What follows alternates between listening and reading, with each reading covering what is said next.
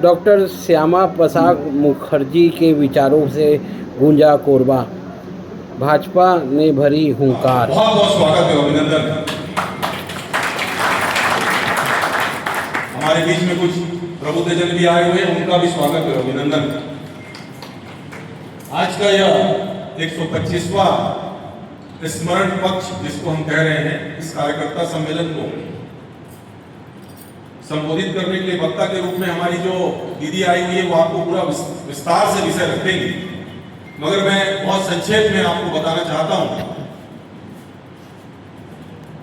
Doctor Shyama Prasad Mukherjee आजादी के बाद नेहरू जी के मंत्रिमंडल में और मंत्री के रूप में उन्होंने काम किया।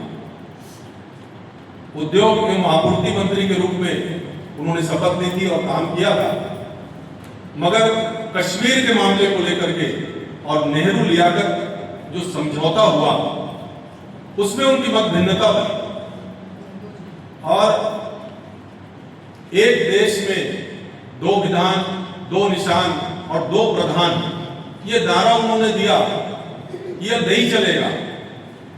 कश्मीर को लेकर के उनका जो मत था वो ये था कि वहां दो निशान नहीं होने चाहिए, हमारे झंडे ध्वज जो है वो भारत का ध्वज ही वहां पर होना चाहिए।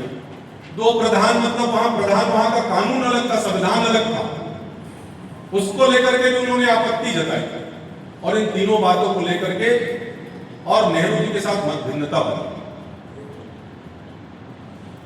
कश्मीर जाने के लिए परमिट की व्यवस्था थी, शासकीय परमिट लगता था कश्मीर जाने के लिए। उन्होंने कहा अपने ही देश में जाने के लिए परमिट की आवश्यकता क्यों, इस बात को लेकर के और वो कश्मीर जाने के लिए भी निकले, कश्मीर भी गए और नेहरू जी के मंत्रिमंडल से उन्होंने इस्तीफा दिया और इस्तीफा देने के बाद में 21 अक्टूबर 1951 को जनसंघ की स्थापना करी और 1952 के चुनाव में पहली बार 3 सदस्यों के साथ में और जनसंघ लोकसभा में चुन करके 3 सदस्य आए। वह क्रम इसी प्रकार आगे चलता रहा। 6 अप्रैल 1980 को भारतीय जनता पार्टी का गठन हुआ।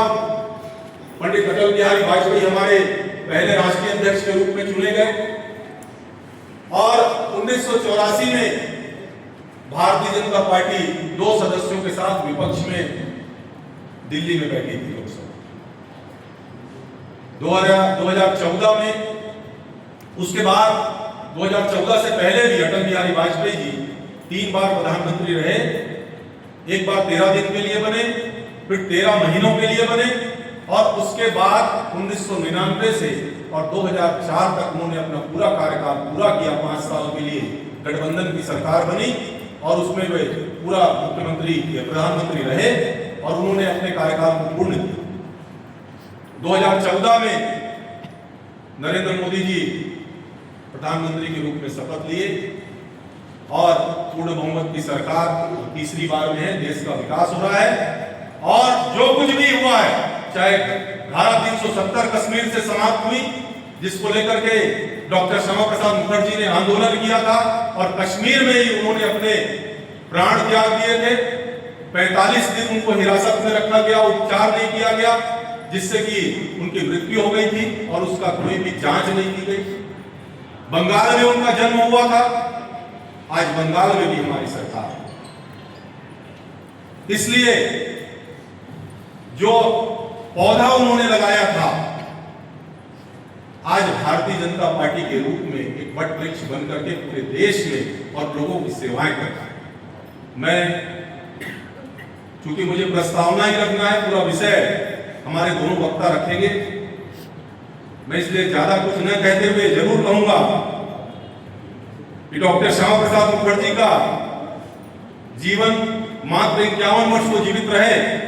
1901 6 जुलाई 1901 से 23 जून 1953 तक इस संक्षिप्त जीवन में एक अद्वितीय शिक्षाविद, एक प्रखर बैरिस्टर, विश्वविद्यालय के महान सुधारक, बंगाल के वित्त मंत्री, देश के कैबिनेट मंत्री, संविधान सभा के सम्मानित सदस्य, एक उत्कृष्ट सांसद, एक महान पार्टी के संस्थापक और राष्ट्रीय अखंडता के लिए अपने प्राण न्यौछावर करने वाले अमर बलिदानी बने, उनके लिए आज हम सब उनको याद करते हैं और उनके उस बलिदान को भी याद करते हैं और अपने इस जीवन काल में उनसे प्रेरणा लेकर के भारतीय जनता पार्टी का एक सदस्य और देश के लिए राष्ट्र प्रथम की भावना के साथ में आगे काम करेगा। इसी के साथ मैं अपनी वाणी को विराम देता हूँ। जय हिंद, जय भारत, जय भारत। जो रास्ता है, जो रोड मैप है, वो तैयार करने वाला व्यक्ति यदि कोई था तो हमारे युग दृष्टा के रूप में डॉक्टर श्यामा प्रसाद मुखर्जी, जिन्होंने देश के लिए आने वाले पीढ़ियों के लिए वो मार्ग प्रशस्त किए जिससे जीवन में राष्ट्र प्रथम की संकल्पना जो है उनके विराट व्यक्तित्व को बताती है। और आज इसी पखवाड़े के कार्यक्रम में यहाँ आने का सौभाग्य प्राप्त हुआ। डॉक्टर श्यामा प्रसाद मुखर्जी क्या है? जैसा मैंने पहले ही कहा कि वो एक शिक्षाविद थे, वो एक बैरिस्टर थे, वो एक समाज सुधारक थे, बंगाल के वो वित्त मंत्री रहे। आप लोगों को पता होगा कि जो रीजनल गवर्नमेंट्स जो है वो आज़ादी के पूर्व से ही एक व्यवस्था थी, तो उसमें वो बंगाल में भी, बंगाल परिषद में भी उन्होंने रिप्रेजेंटेशन किया था। वो कैसे परिवार में जन्मे इसके बारे में बहुत अच्छे से अभी मेरे से पूर्व वक्ता ने बताया कि कहते हैं ना कि a person born with golden spoon, तो वो ऐसे प्रतिष्ठित परिवार में उनका जन्म हुआ। और आप ये सोचिए कि एक व्यक्ति यदि किसी पद में है और बड़ी कम उम्र में उसका सुपुत्र भी उसी पद में पहुंचे, ऐसा बहुत कम लोगों के जीवन में सहयोग मिलता है। लेकिन वो 6 जुलाई को आशुतोष मुखर्जी जी के, आशुतोष मुखर्जी जी के घर में उनका जन्म हुआ और वो स्वयं जो है वो वाइस चांसलर थे कलकत्ता विश्वविद्यालय। यहाँ शिक्षाविद बैठे हैं क्या? पे शिक्षा के क्षेत्र में स्कूल कॉलेजों में वाइस चांसलर का पद भी एशिया की प्रतिष्ठित विश्वविद्यालयों में से एक कलकत्ता विश्वविद्यालय में, जहां सर आशुतोष मुखर्जी खुद तो वाइस चांसलर थे, लेकिन उनके प्रखर वक्ता और राष्ट्रवादी विचारधारा के ऐसे पुत्र जो मात्र 33 वर्ष की आयु में कलकत्ता विश्वविद्यालय के वाइस चांसलर बने।